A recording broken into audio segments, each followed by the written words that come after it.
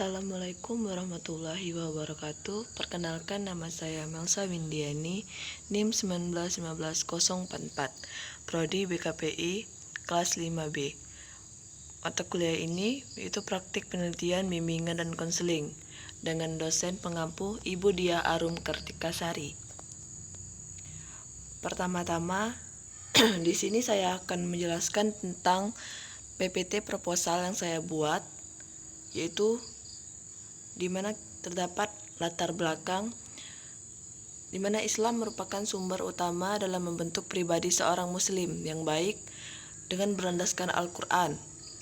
Islam mengarahkan dan membimbing manusia ke jalan yang diridhoinya dengan membentuk kepribadian yang berkah, karimah. Sabda Rasulullah, sesungguhnya aku diutus untuk menyempurnakan akhlak yang mulia.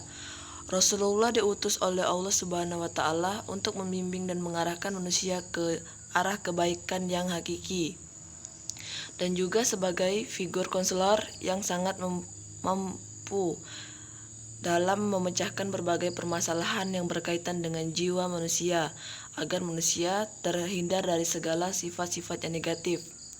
Oleh karena itu, manusia diharapkan dapat saling memberikan bimbingan sesuai dengan kapasitasnya, sekaligus memberikan konseling agar tetap sabar dan tawakal.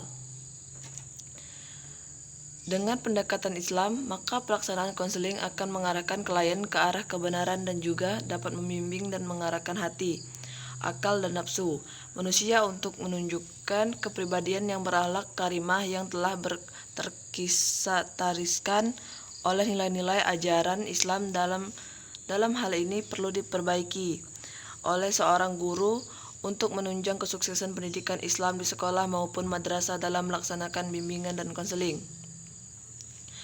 Rumusan masalahnya terdapat beberapa, ada 3, yaitu bagaimana program bimbingan pribadi dan sosial terhadap siswa di SMP Negeri 3 Sungai Liat. Yang kedua, bagaimana bimbingan belajar yang digunakan siswa SMP Negeri 3 Sungai Liat. Yang ketiga, bagaimana hubungan perhatian guru pembimbing BK dalam melakukan program bimbingan pribadi sosial kepada siswa di sekolah tersebut. Terdapat juga tujuan penelitian, yaitu di mana 1. Mengetahui bagaimana berjalannya program pribadi sosial terhadap siswa di SMP Negeri 3 Sungai Liat. Dan kedua, mengetahui bagaimana motivasi belajar siswa SMP Negeri 3 Sungai Liat.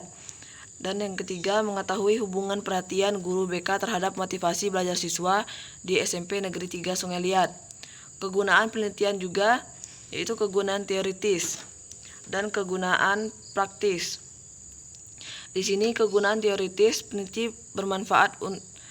ini bermanfaat untuk dijadikan acuan untuk mengembangkan penelitian yang terkait dengan masalah program bimbingan pribadi sosial dalam peningkatan dalam kegiatan pemberian bimbingan kepada siswa SMP Negeri 3 Sungai Liat yang dapat berguna bagi guru bimbingan konseling dalam membimbing pribadi sosial dan meningkatkan human relation.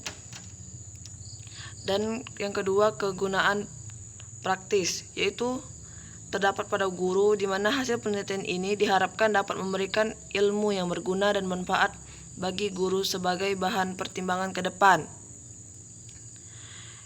Selanjutnya, terdapat telaah pustaka, yaitu penyesuaian diri, di mana A. Konsep dasar penyesuaian diri. Selain itu juga kegiatan proses belajar yang terlaksanakan mempengaruhi individu untuk berinteraksi dengan lingkungannya, yang tentunya bisa menimbulkan konflik terkait dengan adanya perbedaan kepentingan dan pendapat. Yang B. Penyesuaian diri dalam pergaulan di sekolah. Kemampuan penyesuaian diri ini sangat penting dimiliki siswa, di mana untuk mendapatkan kondisi yang mendukung siswa dalam menuntut ilmu. Yang C. Proses penyesuaian diri di sekolah. Untuk mampu menyesuaikan diri itu sendiri memerlukan proses yang terus-menerus berkembang. Akan tetapi kemampuan penyesuaian diri untuk bergaul atau berinteraksi dengan lingkungan belum tentu efektif dan akan selalu dikoreksi. Yang D. Faktor-faktor yang mempengaruhi penyesuaian diri di sekolah. Kemampuan penyesuaian diri melibatkan pula faktor-faktor yang ikut mempengaruhi proses untuk kualitas kemampuan penyesuaian diri yang baik. Selanjutnya, yang E, penyesuaian diri yang baik di lingkungan sekolah. Individu memiliki kemampuan dalam menyesuaikan diri yang baik, well adjustment, di mana bila individu tersebut mampu melakukan respon-respon yang matang. Selanjutnya juga terdapat layanan informasi pribadi sosial dalam bimbingan konseling di sekolah, yaitu adanya layanan informasi, tujuan layanan informasi, fungsi layanan informasi, jenis-jenis informasi, dan metode layanan informasi. Selain itu juga terdapat layanan pribadi sosial dan bimbingan, yaitu terdapat bimbingan pribadi, bimbingan sosial, dan realita layanan pribadi sosial remaja. Di sini juga saya akan menjelaskan tentang kerangka teori. Kerangka pikiran pada dasarnya sebagai landasan bagi penelitian. Dalam penelitian sebagai titik tolak untuk merumuskan hipotesis, di mana penyesuaian diri adalah suatu usaha konformitas bahwa di sana individu seakan-akan mendapat tekanan. Setiap siswa memiliki kepribadian yang berbeda-beda, yaitu karena sifat unik yang dimiliki masing-masing individu. Ini akan menyesuaikan diri individu akan mengarah ke arah well adjustment. Karena di dalam bergaul, siswa dapat menciptakan situasi pergaulan yang harmonis. Hal tersebut dilihat dari rasa tanggung jawab, ramah, tamah, suka menolong kepada yang membutuhkan, tidak membedakan teman yang miskin dan maupun yang kaya, dan juga menghormati orang yang lebih dewasa dan teman memahami perasaan teman lainnya. Selanjutnya terdapat metodologi penelitian, yaitu tempat dan waktu penelitian. Tempat penelitian ini dilaksanakan di SMP Negeri 3 Sungai Liat. Penelitian yang akan dilaksanakan harus berdasarkan metode yang rasional, objektif, dan sistematis.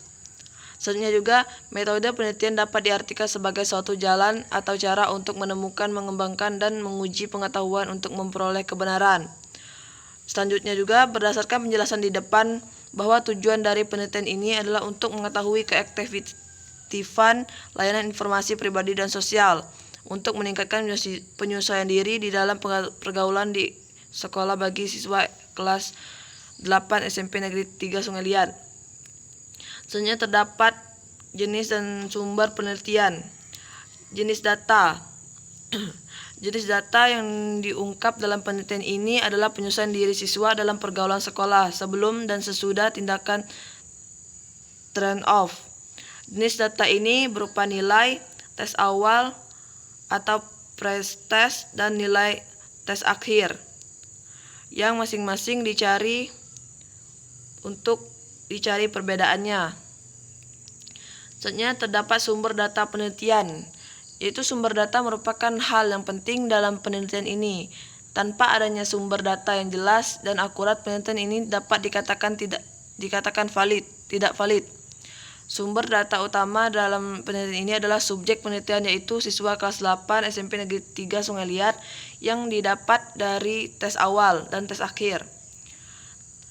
Selain itu juga terdapat teknik dan instrumen data. Data penelitian berdasarkan segi inspirasinya. Data penelitian dapat dikategorikan menjadi dua macam, yaitu data bersifat faktual dan data yang bersifat bukan faktual. Data faktual merupakan data yang diperoleh dari subjek berdasarkan anggapan bahwa memang subjek yang lebih mengetahui keadaan sebenarnya, dan pihak penelitian berasumsi bahwa informasi yang diberikan oleh subjek adalah benar. Sedangkan data bukan faktual adalah data mengenai subjek penelitian yang perlu digali secara tidak langsung lewat cara-cara pengukuran dikarenakan subjek penelitian bisa tidak mengetahui faktanya. Selanjutnya juga terdapat beberapa model instrumen pengumpulan data, yaitu di mana untuk mengungkapkan data faktual melalui wawancara, angket, inventory, dan daftar isian.